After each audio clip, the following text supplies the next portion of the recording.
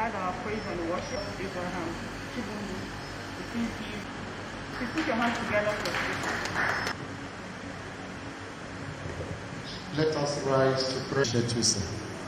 Your presence is giving a whole lot of credence to this. 127. I want to read one verse. Our foundation, man labors but in vain. And this child of God committed the this has become a reality. Vision may be, it doesn't matter how big the vision, the Lord begins it, the Lord will complete it. How small it looks like today, as a vision in your heart of security. But the Lord has kept us in a good friend, no matter what security you put in place, He's going to us. We wouldn't get to the level of development. What we're seeing here is the enabling environment. I don't think the celebrant will live for, even though here is his place. But because there is a enabling environment, thank you for what God is using you to do, for what God is going to use you that would open things like this. Hearing the sound of my voice, Excellency. My name is Adebayo Adidola, Your Excellency. I work for Foundation and Business Advisory Support to pet this wonderful dream. I have just today is actually a reality. It started as far back as 1999 when of automobile at the middle and premium side of the market. According to this story, he told us multiple times of how he found that which is better today. Connect directly, especially in taking this location and this event and this business. Connect directly to the eco-driven private sector led goal that your administration has. There is no reason to be business. But in addition to that, vision has always been his passion to also to where the evolution of technology is the problems of today. And today, that is becoming a reality. In any shape of repair, the paint booths that will also be installed in phase 2 and also ensure that we can create a platform for town. He's always talking about a technical college as where we could institute a relationship where students learning mechanical and electrical engineering can use this platform to also begin to do the technical part of the work. We've always been saying at some point, we're going to be instituting a share, either in his name, I've always told you we must be in his name, in that technical college where specific skills to do is being trained, and this become a transfer, where they can come here, be perfect at it, and become a part of the family for the evolution of this business. Privileged to please invite to the podium the Executive Governor of Edo State, Godwin Obaseki, for his remarks.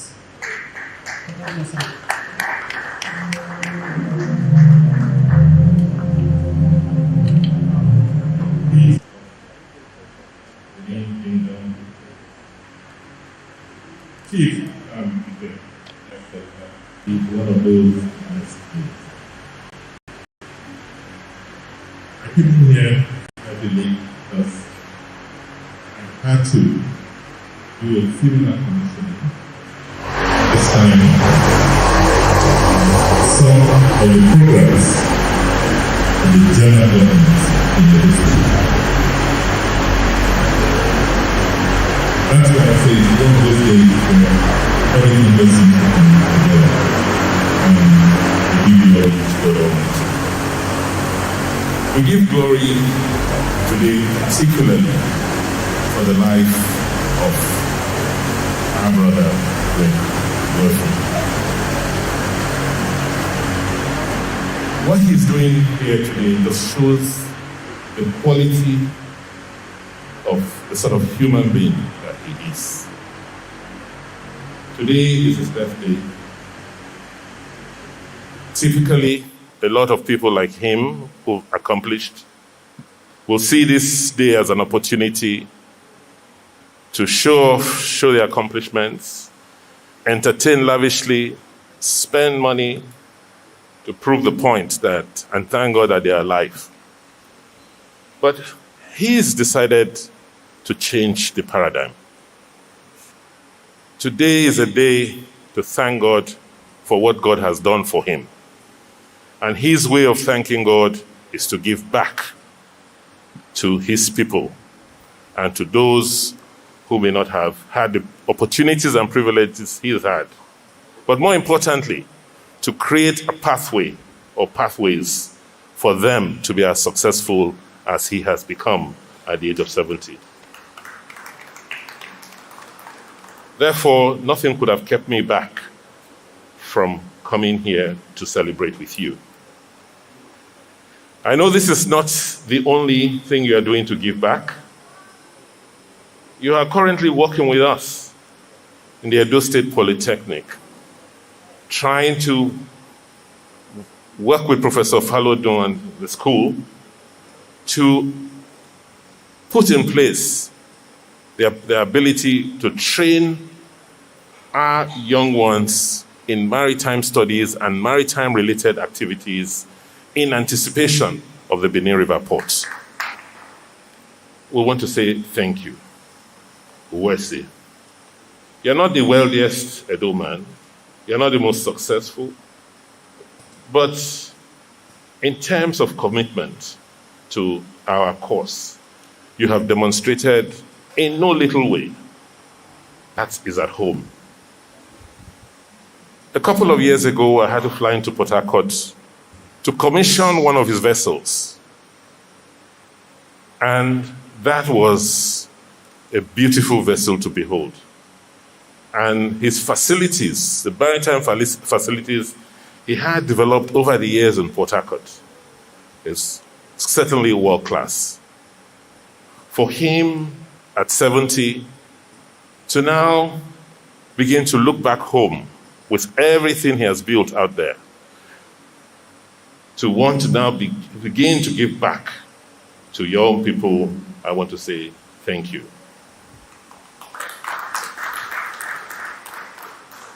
I am particularly happy because when we came in 2016 to say we were going to change the paradigm of development in Edo, that we were going to be relying on the ordinary citizens, on the private sector to drive development, people thought that we didn't know what we were saying. Edo is a civil service town. Not much can happen here. Nobody was inspiring the young people. A lot of them just felt that anywhere else but Edo.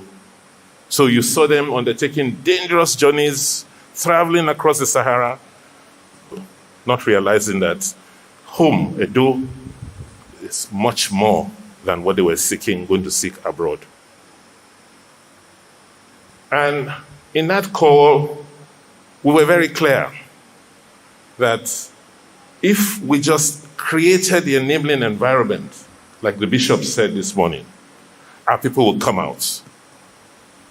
Because our people are perhaps the most resourceful people in this country.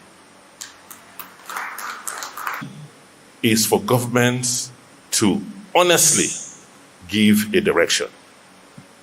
For our leaders to truthfully show where our people should go and live like real leaders. Not say one thing today and do another thing in private. We're glad that you are now joining others to validate that call. People say, what is going on in Edo? I was talking to somebody last night in the hospitality industry that is helping someone restructure his hotel. And the person said, the challenge in Edo today is not occupancy. The hotel I'm coming to work with They have one of the highest occupancy rates I've seen in the hotels I've been managing. The issue is the capacity of the staff to deliver service. That is what we now need to improve. So we have business. People are coming. You can't get flights, seats on flights. You struggle to get hotel rooms. So that means that there's something about this place. There's a magnet here. But we cannot sit back and allow all the investments we're attracting to focus more or to be seen more by people who are not from Edo State. We want our people who have capital outside, who have access to capital, to also see Edo, see home as a veritable place for investments.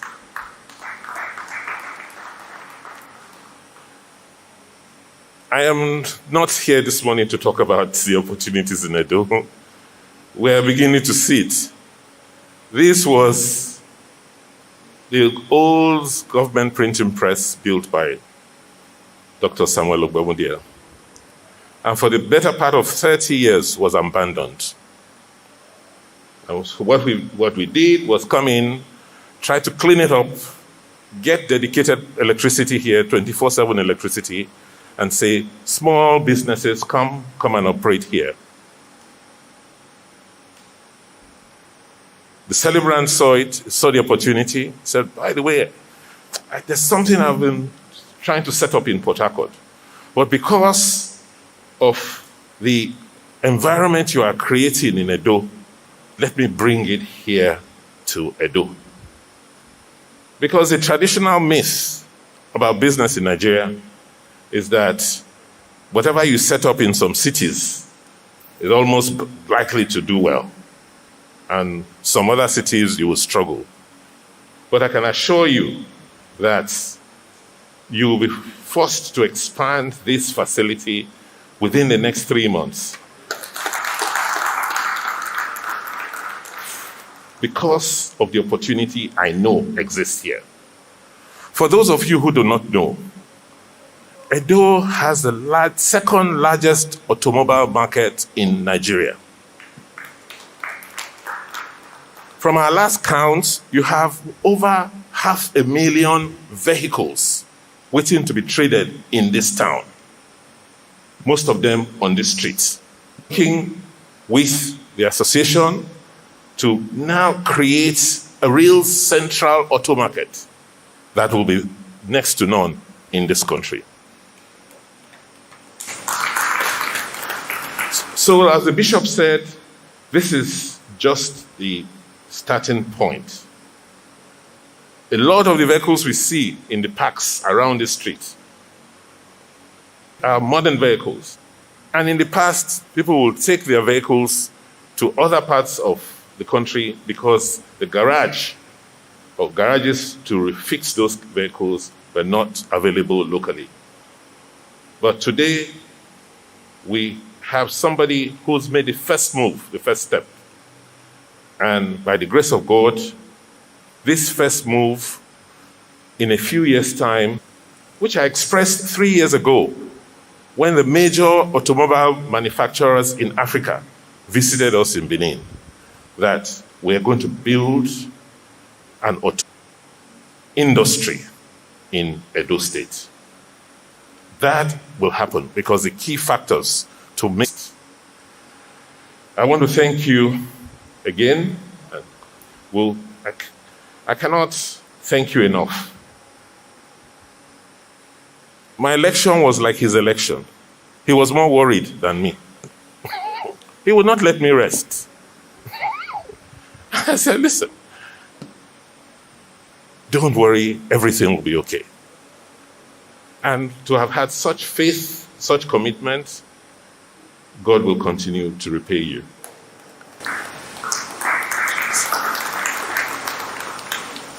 People have been commenting about security because we say our role is to create the enabling environment, and that if there's no security, people will not come and invest. Yes, we have security challenges as a country, and given the position of Edo, we cannot be isolated or excluded from the current challenges. However, our brother is here. It's only we, only us, that can secure ourselves. The federal agencies can only support us. And in fairness, they are trying their best. They can do better, but they are trying their best. Unfortunately, they're trying to politicize security in Nigeria today. And we should all be very, very careful. I got a call this morning before I came here from the chairman of the Northern Governors Forum, alerting me to a video that's been circulated in social media, purportedly showing that some Hausa Fulani people are being slaughtered in Edo State, so as to arouse the anger and annoyance against our people. And he called me to say the leaders should speak out, because for this false information, for this false narrative, Edo people are now being threatened in other parts of the north. And this is what they want to achieve. We are doing everything we can. I was in Ugo. 2 days ago, I was in Odigi. I was in Udo to actually see for myself these claims of killings and all the purported lies they are putting on the internet. And the citizens were there to tell us that most of it is not true. And if there was anything, it was being grossly over-exaggerated. We should not play politics with security, because at the end of the day, we are all going to suffer for it, and God forbids. I want to end by once again thanking our brother and to wish you a happy, happy birthday.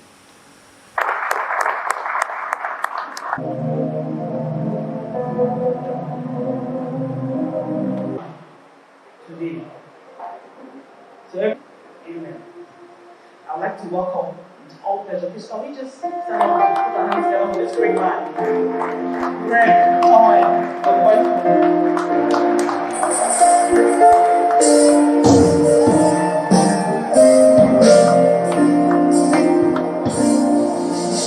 That was planned to celebrate this 70 years, which is just a number. But when the second wave of Corona started, it made sense that despite all the elaborate arrangements, we put that on hold so that you and me will be safe. However, I decided to give myself a birthday present by dedicating this room, this pilot project, on a day like this. And I sent a message to His Excellency. I said, sir, it's going to be a small event. My bishop will come here, dedicate the place. This is not commissioning, by the way. Commissioning is coming. And then we'll go to my house. I will cut a small modest cake. We will eat and go. That was my plan, sir. So all this has taken me by surprise. Even His Excellency has surprised me by organizing a banner for me outside there. I'm very grateful. The day to talk about this project will come, because this is just phase 1 and it's still work in progress. It's a pilot scheme. We're going to commence with phase 2 next week, where we'll have other talking to Bridgestone, set up shop here, and things. Have long plans. I want to thank the members of the board that spent about 5 hours yesterday brainstorming deliberating, because we don't want to make this just a one-man business or make it just a business to make money. We want to make it in such a way that 10 years, 20 years, 50 years, this is going to be sustainable. So we are laying solid foundation to ensure that it's not just about what you see. What you see is infrastructure. The actual work is starting next week. We're going to commence on our intensive training, developing our ICT. This is going to be highly ICT driven. But that's a long story that we've done on the day. So His Excellency is very grateful for coming, and everybody else who's here. So thank you very much. I didn't think we'd have this number of people. We're trying to obviously ensure that we comply with the protocols, to ensure that people don't fall victim of this very strange pandemic that we are all battling to deal with. So thank you very much for coming. I'm grateful. The dream is that those who have the means will be able to cope with the job. Now, when we His Excellency and his team lift this state up and provide opportunity after that,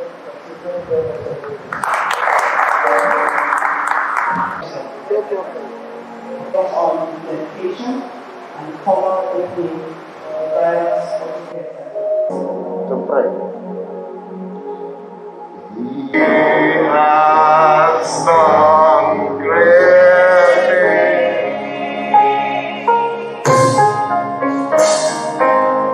He has done great things. Yes, He is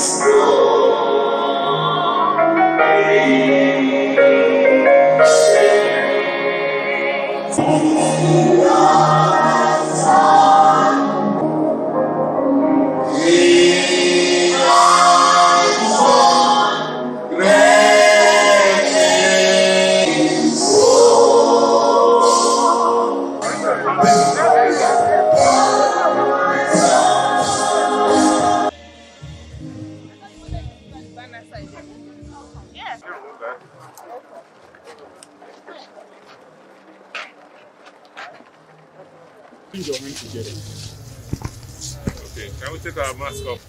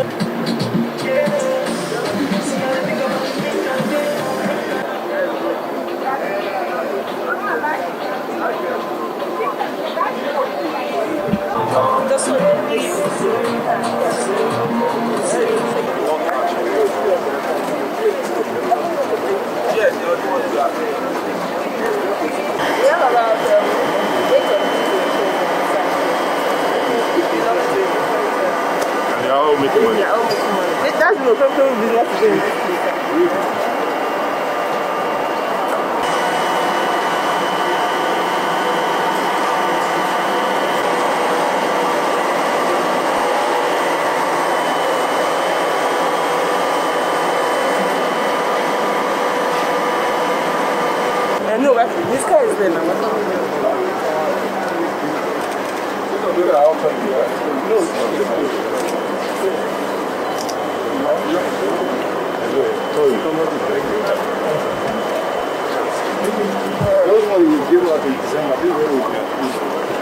How many can you handle here?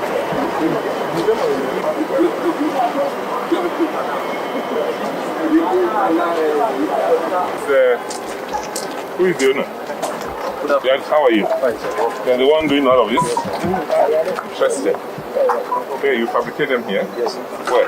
Yeah, this place. That's a shop. So what is this? This is offering box. It's an offering box. The one is chocolate. Good. We have the we also have the So that you can just mark it. This is another business. Yeah. Very similar. So where do you get this? Yeah, they sell them. Yes.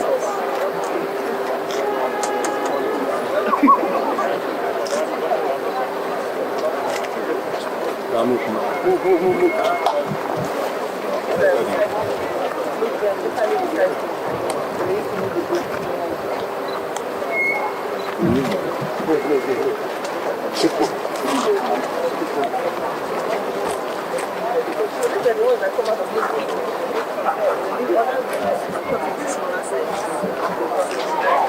Hey, you did. What's new?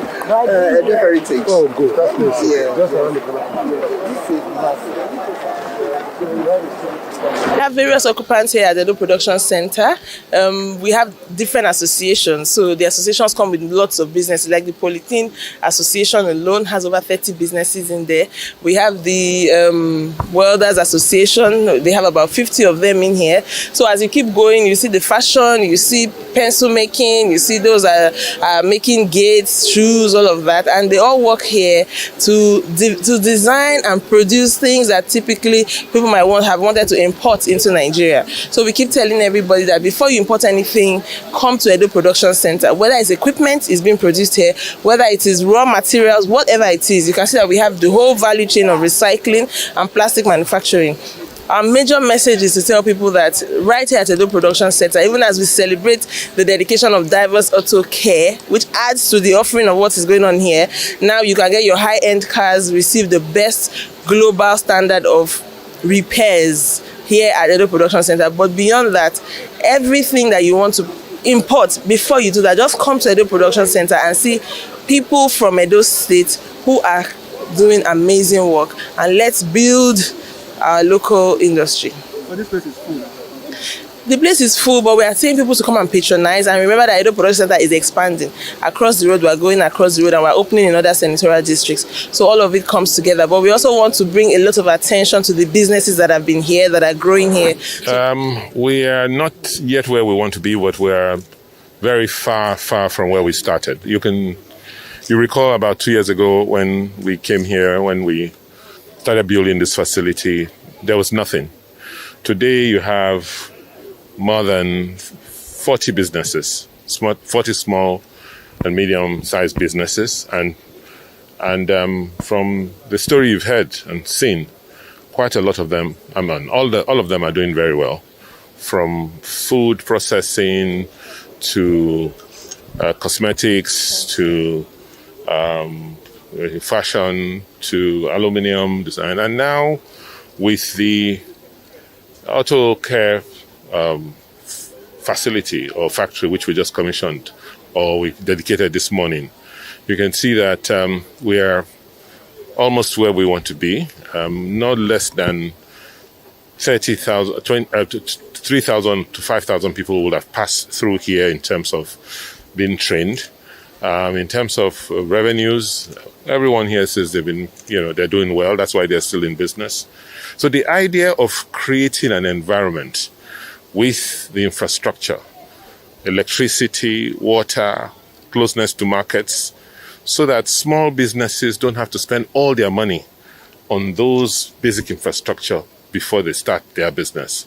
With a little amount of capital, they can come in here, pay their rents, and they don't have to buy their own generators, they don't have to provide their own security, water, all of that is already provided for. And so they just go straight into the business of making what they have set out to make. So that is the reason, the logic behind this. And we are building out many more like this. Given the success we've seen with this, we're expanding across the road, where we are starting one in Edo Central, there's two being planned in Edo North. We already acquired the land. So it's an experiment that is working. Okay, right inside the auto care event there, you talked about security. Yes. How do you assure would-be investors that Edo is safe?